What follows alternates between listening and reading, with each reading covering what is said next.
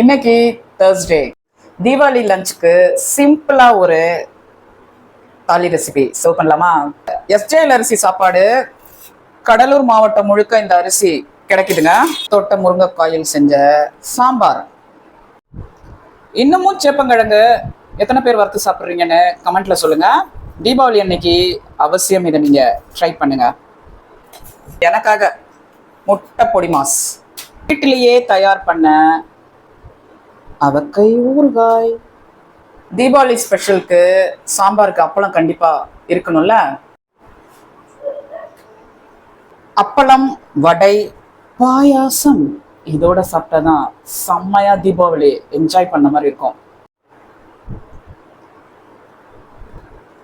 வெல்லம் போட்ட அவல் பாயாசம்.